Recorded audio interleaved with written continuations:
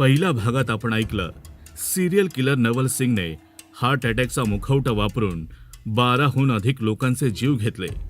नगमाच्या कुटुंबालाही त्याने संपवलं होतं. पण प्रत्येक गुन्हेगाराच्या आयुष्यात एक क्षण असा येतो जेव्हा त्याच्या पापाचा घडा भरतो.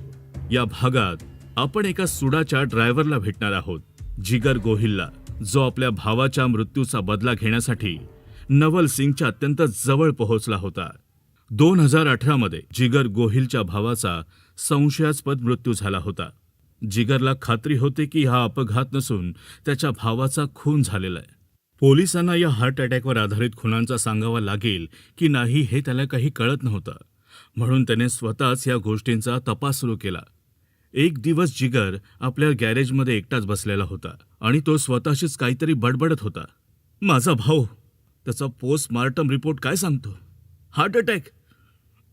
पण त्याला कोणताही आजार नव्हता आणि मला संशय, माझ्या भावाला या नवल सिंगनेच मारलंय आणि मला हे शोधून काढावंच लागेल.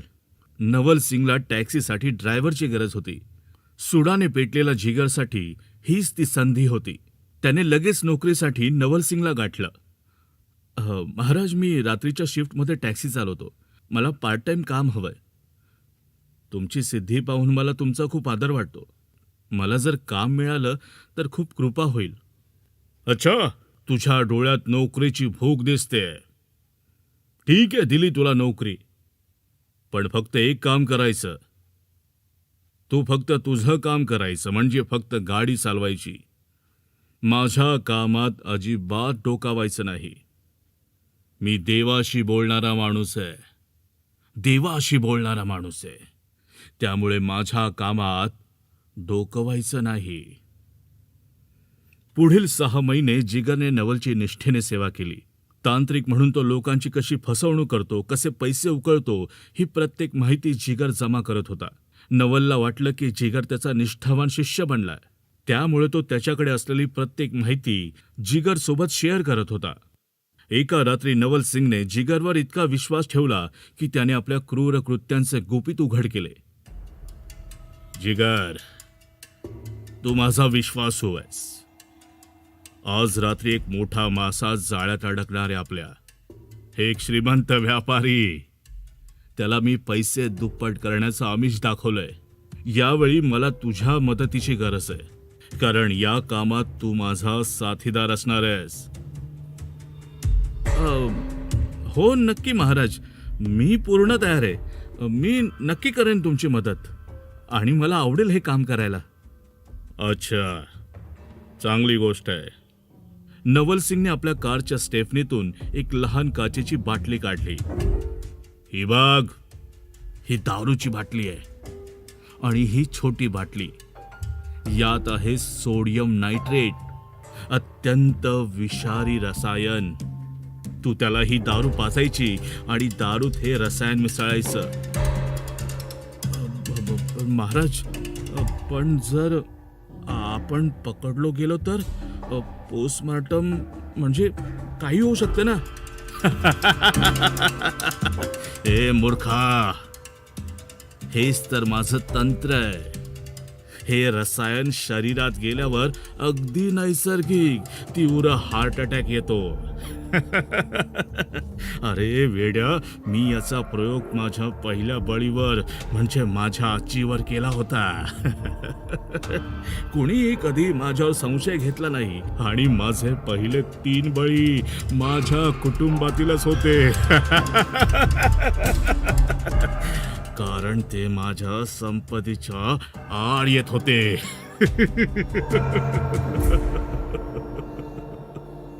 हा कबुली जबाब जिगरच्या काळजात बाणासारखा रुतला आणि त्याला खात्री पटली की त्याच्या भावाच्या खुनेमागे हाच तांत्रिक होता. नवल सिंग त्याच व्यापाऱ्याला भेटायला एका मोठ्या हॉटेलमध्ये गेला आणि जिगरनेही तेच केलं जे त्याला करायचं होतं. म्हणजे त्याने त्याच्या भावाच्या मृत्यूचा बदला घ्यायचं ठरवलं. त्याने पोलिसांना मदत करायचं ठरवलं.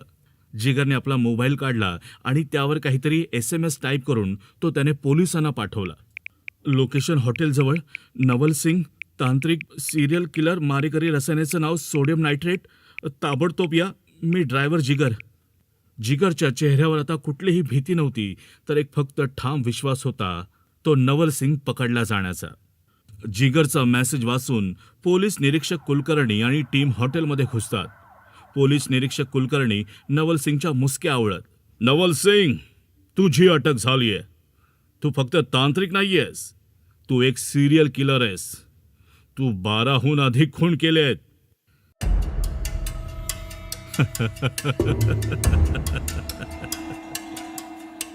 इन्स्पेक्टर, तुम्ही काही सिद्ध करू शकणार नाही, कारण कायद्याचे हात एवढे लांब नाहीयेत. काही दिवसानंतर नवल सिंग अटकेत होता. पोलीस त्याच्याकडून माहिती काढण्याचा प्रयत्न करत होते, पण कथा इथेच अंतिम वळण घेते. जिगर गोहिल, जो नवलच्या कोठडीत होता, तो दुसऱ्या दिवशी सकाळी मेलेला आढळला. पोलीस निरीक्षक कुलकर्णी कोठडीतील घटनेच्या ठिकाणी उभे होते. ते मृत जिगरकडे पाहत होते. त्यांच्या चेहऱ्यावर गोंधळ आणि संताप होता. "काय चाललंय हे? जिगरचा मृत्यू कसा झाला? तो काल रात्रीपर्यंत ठीक होता ना?" "साहेब, ते पोस्टमार्टम रिपोर्ट आलाय. मृत्यूचं कारण पुन्हा तेच, तीव्र हार्ट अटॅक." हा योगायोग होता की नवल सिंगने कोठडीत असतानाही आपला खेळ चालू ठेवला होता. हा प्रश्न अनुत्तरितच राहिला, कारण काही दिवसांनी नवल सिंगनेही पोलीस कोठडीत असताना संपूर्ण चौकशी होण्यापूर्वीच जीव सोडला. मृत्यूचं कारण हार्ट अटॅक. आता पोलीस निरीक्षक कुलकर्णी हताशपणे नवल सिंगच्या मृतदेहाकडे पाहत असतात. सायरनचा आवाज दूरपर्यंत पोहोचतो. पण या भागातूनही काही प्रश्न उपस्थित राहतात. नवल सिंगने जिगर गोहिलची हत्या कोठडीत असताना, तेही पोलिसांच्या देखरेखीखाली कशी केली असावी? की तो निव्वळ योगायोग होता? किंवा यामागे तिसऱ्या व्यक्तीचा हात तर नव्हता? जर नवल सिंगला सोडियम नायट्रेटचा वापर एका दुसऱ्या मास्टर माइंड तांत्रिकाने शिकवला असेल, तर तो सूत्रधार अजूनही मोकळा फिरत असेल का? या भयानक प्रकरणातील सर्वात मोठं रहस्य म्हणजे नवल आणि जिगरचा कोठडीतील मृत्यू. अनेक सिद्धांत मांडले गेले. नवलने आत्महत्येसाठी विष घेतले किंवा त्या दुसऱ्या मास्टर माइंड तांत्रिकाने दोघांनाही संपवलं, जेणेकरून त्याचं नाव बाहेर येणार नाही. हे गुन्हेगारी कथानक इथे संपलं, पण एका भयावह सत्यावर प्रकाश टाकतं. हा सुपरस्टिशन क्राईम आपल्याला शिकवतो की अंधश्रद्धा हे केवळ अज्ञान नाही, तर गुन्हेगारांसाठी एक अचूक हत्यार आहे. नवल सिंगने लोकांच्या मनातल्या लोभाचा, म्हणजे पैसे दुप्पट करणे आणि भक्तीचा फायदा घेऊन त्यांची क्रूरपणे हत्या केली. बुद्धी आणि विज्ञानाचा वापर करा. कोणताही चमत्कार किंवा तंत्रमंत्र तुम्हाला कमी वेळेत श्रीमंत बनवू नाही शकत. अशा भोंदू बाबांच्या आमिषांना बळी पडू नका. अंधश्रद्धेच्या नावाखाली होणाऱ्या अत्याचारांपासून सतर्क रहा आणि आपल्या प्रियजनांचे संरक्षण करा. सत्य नेहमीच अंधारावर विजय मिळवते.